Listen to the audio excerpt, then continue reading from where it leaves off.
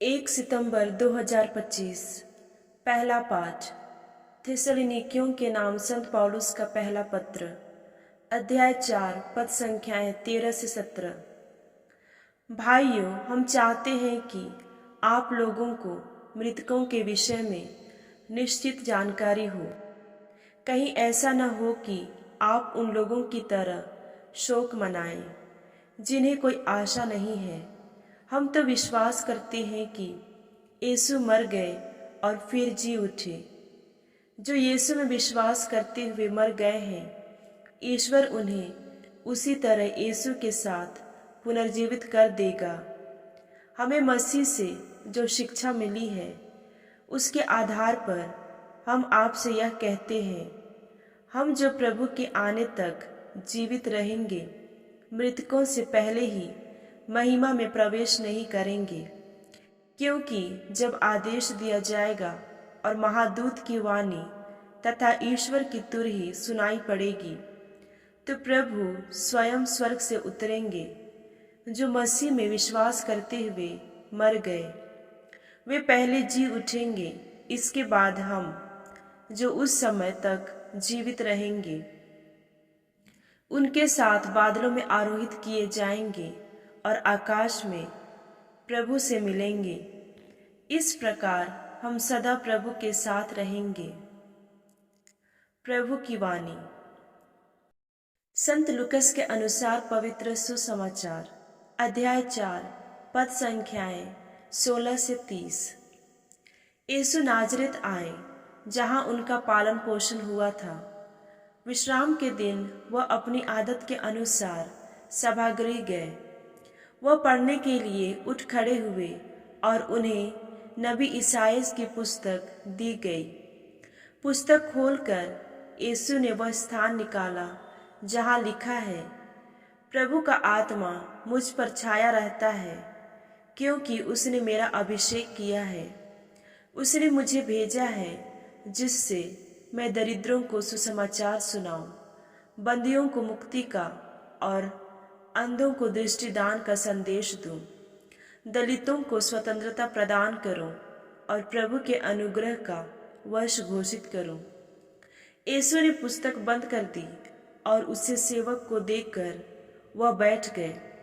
सभागृह के सब लोगों की आंखें उन पर लगी हुई थी। तब वह उनसे कहने लगे, धर्म ग्रंथ का यह कथन आज तुम लोगों के सामने पूरा हो गया है। सबों ने उनकी प्रशंसा की। वे उनके मनोहर शब्द सुनकर अचंभे में पड़ गए और कहने लगे, क्या यह योसेफ का बेटा नहीं है? यीशु ने उनसे कहा, तुम लोग निश्चय ही मुझे यह कहावत सुना दोगे, ए वैद्य, अपना ही इलाज करो। कफरनाहुम में जो कुछ हुआ है, हमने उसके बारे में सुना है, वह सब अपनी मातृभूमि में भी कर दिखाइए। फिर यीशु ने कहा, मैं तुमसे कह देता हूँ, अपनी मातृभूमि में नबी का स्वागत नहीं होता। मैं तुम्हें विश्वास दिलाता हूँ कि जब एलियस के दिनों में 3.5 वर्षों तक पानी नहीं बरसा और सारे देश में घोर अकाल पड़ा था, तो उस समय इस्राएल में बहुत सी विधवाएं थीं। फिर भी एलियस उनमें से किसी के पास नहीं भेजा गया। वह सीदोन के सरेप्ता की एक विधवा के पास ही भेजा गया था। और नबी एलियस के दिनों में इस्राएल में बहुत से कोढ़ी थे। फिर भी उनमें से कोई नहीं, बल्कि सीरी नामक ही निरोग किया गया था। यह सुनकर सभागृह के सब लोग बहुत क्रुद्ध हो गए। वे उठ खड़े हुए और उन्होंने यीशु को नगर से बाहर निकाल दिया।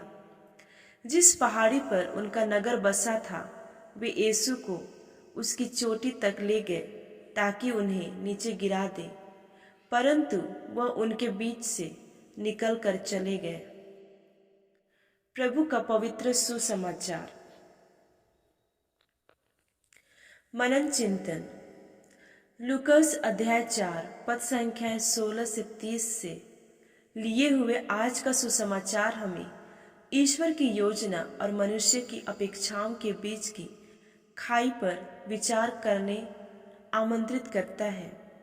प्रभु यीशु नबी ईसायास द्वारा ईश्वर की भविष्यवाणी को अपने में पूरा होने का सुसमाचार सुना रहे थे, तो उनके नगर वासियों ने जरूर उनकी शिक्षा की प्रशंसा की, लेकिन उसे अपना नहीं सके, क्योंकि वे दुनियाई राजा का इंतजार कर रहे थे।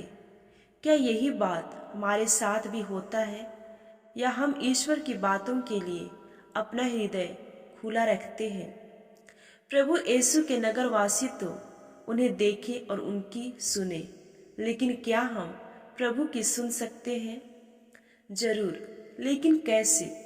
ईश्वर आज भी हमसे बातें करते हैं।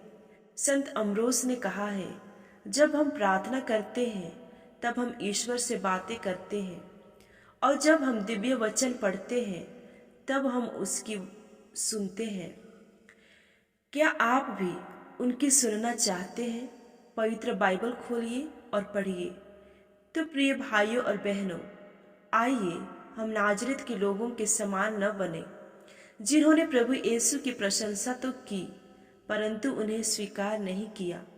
हम ऐसे शिष्य बने जो केवल वचन को सुनते ही नहीं बल्कि उसे जीते भी हैं। यदि आप सचमुच उनकी आवाज़ सुनना चाहते हैं तो अपनी बाइबल खोलिए, प्रतिदिन पढ़िए, और आप ईश्वर के जीवित वाणी को आपसे बोलते हुए सुनेंगे।